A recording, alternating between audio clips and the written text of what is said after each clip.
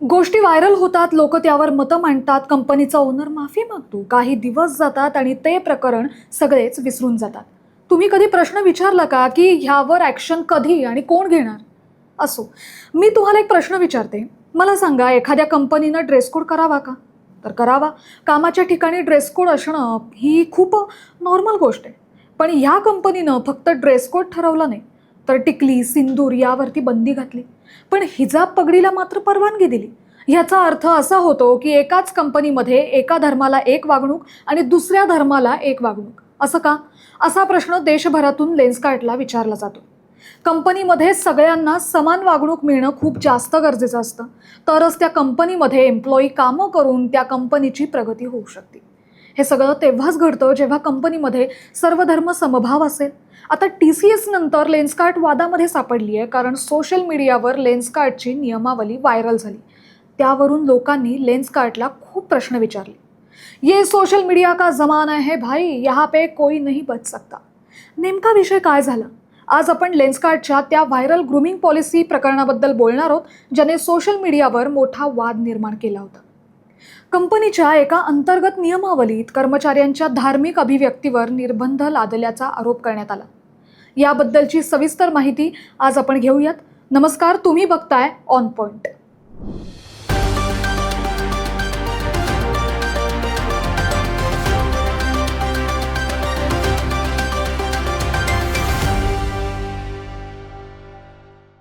विषय असा आहे की लेन्सकार्टचं एक इंटरनल गाईडलाईन असलेलं कागदपत्र सोशल मीडियावर व्हायरल झालं, तुफान व्हायरल झालं. ह्या गाईडलाईन्समध्ये धर्मानुसार काही नियम लावण्यात आले होते. म्हणजे कर्मचाऱ्यांना टिळा किंवा बिंदी लावायला परवानगी नसल्याचा उल्लेख या गाईडलाईनमध्ये आपल्याला बघायला मिळतो. इतकंच नाही, तर काही रिपोर्ट्समध्ये सिंदूरवरही बंदी असल्याचं म्हणलं गेलं. म्हणजे सिंदूर लावा, पण ते कपाळावर येता कामा नये, असा काहीसा त्यांचा नियम. पण याच नियमावलीत हिजाब आणि काळ्या रंगाच्या पगडीला मात्र परवानगी दिली होती. आणि इथंच प्रकरण वाढलं. सोशल मीडियावर लोकांनी लेन्सकार्टला प्रश्न विचारायला सुरुवात केली, कारण हा भेदभाव होता. फक्त लेन्सकार्टच नाही, तर एअर इंडिया कंपनीनं सुद्धा वेगवेगळ्या रंगाच्या टिकल्या, बांगड्या, दागिने ह्यावर निर्बंध घातले. आणि जेव्हा हे प्रकरण चर्चेत आलं, तेव्हा व्हायरल झालेली नियमावली ही आउटडेटेड आहे असं बिनधास्त सांगून त्यावर बोलणं सोडून दिलं. म्हणजे काय, तर बहुतेकदा कंपन्या जेव्हा काहीतरी बोल्ड किंवा वेगळं करण्याचा प्रयत्न करतात, तेव्हा लोकांच्या धार्मिक किंवा सामाजिक भावना दुखावल्या जातात आणि बॉयकॉटचा ट्रेंड सुरू होतो. जर अशा फेमस कंपन्यांमध्ये कामापेक्षा धर्मावरून जास्त भेदभाव केला जातोय, तर अशा कंपनीमध्ये काम करणं कितपत योग्य आहे, असे प्रश्न सोशल मीडियावर विचारले जाऊ लागलेत. आता भारतीय संस्कृतीत बिंदी, टिळा आणि सिंदूर ही फक्त फॅशन नसून परंपरेची आणि श्रद्धेची ओळख आहे. त्यामुळे या नियमांवर तीव्र टीका केली जाते. काही लोकांनी लेन्सकार्टमध्ये जाऊन चष्मे तोडून कंपनीवर राग व्यक्त केल्याचं आपल्याला बघायला मिळतं. आता लोकांच्या मनात असा प्रश्न येतोय की कंपनीमध्ये सर्व धर्म समभावच नसेल, तर अशा कंपन्या काय उपयोगाच्या? जेव्हा लेखिका शेफाली वैद्य यांनी एक्सवर पियुष बन्सल यांना टॅग करत प्रश्न विचारला की लेन्सकार्टमध्ये हिजाबला परवानगी आहे, तर मग बिंदी आणि हातातल्या धार्मिक धाग्याला का नाही, तेव्हा बन्सल यांनी उत्तर दिलं की दरवर्षी नियम बदलले जातात.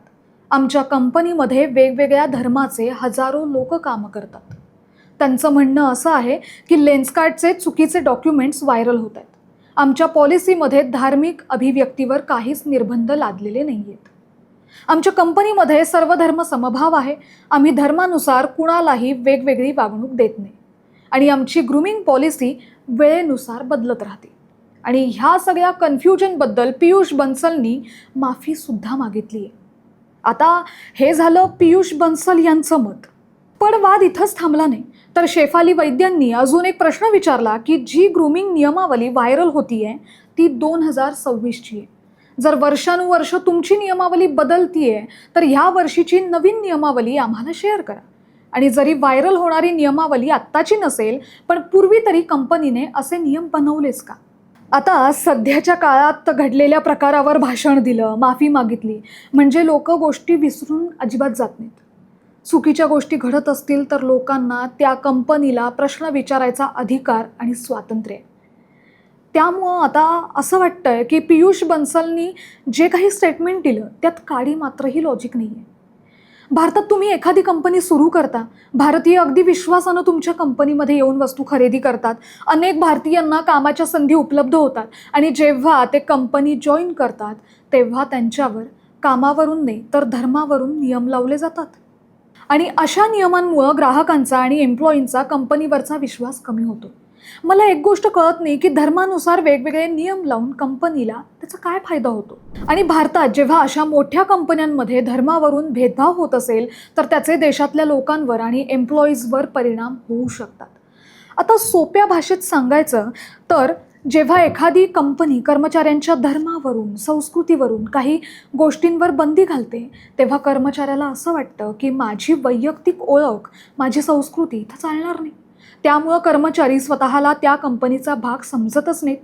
तो मनानं दुरावला जातो आणि कंपनीची ग्रोथ इथंच थांबते. जनतेच्या मनात असा प्रश्न येतो की एका धर्माच्या गोष्टींना परवानगी आहे आणि दुसऱ्याला नाही, असं का? त्यामुळं लोकांमध्ये राग आणि संताप निर्माण होतो. सर्वांना समान वागणूक मिळत नाही ही भावना कंपनीबद्दलचा विश्वास कमी करते. ऑफिसमध्ये काम करत असताना कर्मचाऱ्याला सतत काय करावं आणि काय नाही याची भीती वाटत असेल तर तो पूर्ण क्षमतेनं काम करूच शकत नाही. लोक जेव्हा स्वतःला जसे आहेत तसे मांडू शकतात तेव्हाच ते जास्त चांगल्या प्रकारे काम करतात. आजकाल सोशल मीडियामुळं कोणतीही गोष्ट पटकन व्हायरल होते. कंपनीने चुकीचे नियम बनवले तर लोक त्या कंपनीचे प्रोडक्ट्स विकत घेणं ताबडतोब बंद करतात. कंपनीची इमेज खराब होती, ज्याचा फटका व्यवसायाला सुद्धा बसू शकतो. आणि सगळ्यात महत्त्वाचा मुद्दा म्हणजे जनतेला असं वाटतं की ऑफिसमध्ये प्रोफेशनलिझम हवाच, पण त्याचा अर्थ धार्मिक चिन्हावर बंदी घालणं असा अजिबात होत नाही. लोक विचार करतात की जर एखादी व्यक्ती चांगलं काम करतीये तर तिनं काय घातलंय किंवा कपाळावर काय लावलंय याचा कामावर काय परिणाम होतो. थोडक्यात सांगायचं तर कंपनीमध्ये सगळ्यांना रूल समान असणं आणि एम्प्लॉईंना धर्मावरून नाही तर कामावरून जज करणं गरजेचं आहे. तुम्हाला काय वाटतंय? अशा कंपन्यांमध्ये असे नियम का लावले जात असतील? कमेंट बॉक्समध्ये सांगा आणि द ऑड इव्हनला सबस्क्राईब करा.